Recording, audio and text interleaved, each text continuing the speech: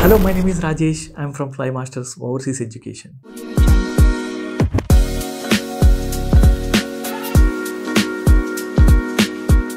Trump government వచ్చిన తర్వాత తీసుకొచ్చిన చాలా రెగ్యులేషన్స్ వల్ల వీసా పీరియడ్ ఏదైతే ఉందో 5 years నుంచి 4 years తీసుకురావడం, అలాగే యూనివర్సిటీ చేంజ్ చేయకూడదు అనే రూల్స్ తీసుకురావడం, డిఫరెంట్ రూల్స్ తీసుకురావడం వల్ల ఇప్పుడు యుఎస్ఏలో యూనివర్సిటీల పరిస్థితి ఏంటి, ఎలా ఉన్నాయి ఇన్ఫర్మేషన్ ఇవ్వడానికి ఈ వీడియో చేస్తున్నాను. యుఎస్ఏలో యూనివర్సిటీస్ ఇంతకు ముందు చాలా కలకలలాడుతూ ఉండేవి. ఎందుకంటే ఇంటర్నేషనల్ స్టూడెంట్స్ వాళ్ళకి కావాల్సిన దానికంటే ఓవర్ క్రౌడెడ్. ఇప్పుడు వాళ్ళ దగ్గర 100 seats ఉంటే 200 seats ఫిల్ అవ్వడం కూడా జరిగింది. వాళ్ళ డొమెస్టిక్ ఫీజు 25% పే చేస్తే మన ఇండియన్ స్టూడెంట్స్ 100% ఫీజు. వీళ్ళు $40,000 $50,000 పే చేస్తే వాళ్ళ డొమెస్టిక్ స్టూడెంట్స్ ఓన్లీ $4,000 కానీ $5,000 కానీ మాక్సిమం $10,000 పే చేసేవారు. ఇలా ఇంటర్నేషనల్ స్టూడెంట్స్ తో యుఎస్ఏ యూనివర్సిటీస్ అనేవి చాలా లాభపడ్డాయి. సో యుఎస్ఏలో దాదాపుగా 4,000 యూనివర్సిటీస్ ఉన్నాయి. చాలా ప్రాస్పరస్ గా ఉండేవి.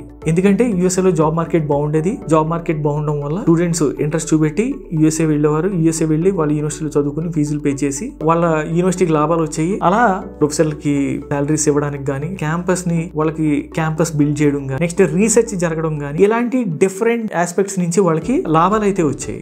బట్ ఇప్పుడు ఏమైందంటే ఈ రూల్స్ రావడం వల్ల ఇంటర్నేషనల్ స్టూడెంట్స్ అనేది దాదాపుగా 40% వెళ్తున్నారు. దీని వల్ల యుఎస్ఏ యూనివర్సిటీలు ఏం ట్రబుల్ పడుతున్నాయి. నేను రీసెంట్ గా గ్యాదర్ చేసిన ఇన్ఫర్మేషన్ నుంచి తెలుసుకున్న విషయాలు ఏంటంటే, చాలా యూనివర్సిటీలు వాళ్ళ కొత్తగా చేసే ఎస్టాబ్లిష్మెంట్ ప్లాన్స్ ఏవైతే ఉన్నాయో, ఇంకా స్టూడెంట్స్ పెరుగుతారు అనే ఎక్స్పెక్టేషన్ తో ఏదైతే కొత్త క్యాంపస్లు కట్టడం స్టార్ట్ చేశారో, చాలా ప్లాన్స్ ఇప్పుడు హోల్డ్ లో పెట్టారు టెంపరీగా. ఎందుకంటే ఫర్దర్ గా రూల్స్ ఏం చేంజ్ అవుతాయి, ఇంటర్నేషనల్ స్టూడెంట్స్ మళ్ళీ అట్రాక్ట్ చేయడానికి కొత్తగా ఏదైనా రూల్స్ తీసుకొస్తారా, గవర్నమెంట్ డిసిషన్స్ కోసం కొత్తగా క్యాంపస్లు కట్టడం కానీ ఇలాంటివన్నీ కూడా హాల్ట్ చేస్తున్నారు. అలానే కొన్ని యూనివర్సిటీలో కొత్తగా స్టాఫ్ ని రిక్రూట్ చేసుకోవట్లేదు. ఎందుకంటే ఉన్న స్టూడెంట్స్ తగ్గడం వల్ల ఇంక్రీజ్ చేయకుండా ఉన్న స్టాఫ్ తోనే ఎఫెక్టివ్ గా యూనివర్సిటీ రన్ చేసే విధానాన్ని అయితే ఫాలో అవుతున్నారు. ఇంకొక ప్రాబ్లం ఏంటంటే, చాలా మంది ఆ దగ్గరలో ఉండే బిల్డింగ్స్ ఏవైతే ఉన్నాయో కొన్ని వేకెంట్ గా ఉండిపోవడం జరుగుతుంది. ట్రాన్స్పోర్ట్ కూడా కొన్ని సిటీస్ లో స్టూడెంట్స్ మెల్లగా తగ్గడం వల్ల ట్రాన్స్పోర్టేషన్ కూడా కొంచెం అనుకున్నంతగా వాళ్ళకి లాభాలు రావట్లేదు. అస్సలు ఇంటర్నేషనల్ రిజిస్టర్ కానీ కొన్ని యూనివర్సిటీలకి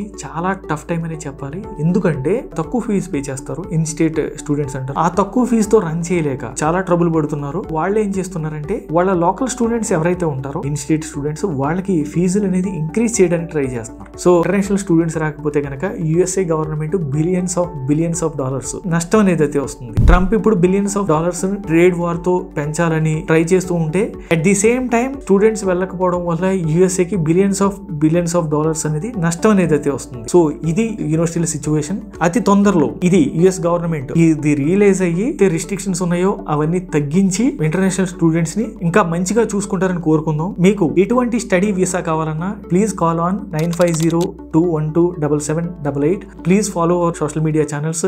ఇలాంటి ఇంట్రెస్టింగ్ ఇన్ఫర్మేషన్ తో మళ్ళీ కలుస్తాను. Thank you very much. Thanks for watching this video.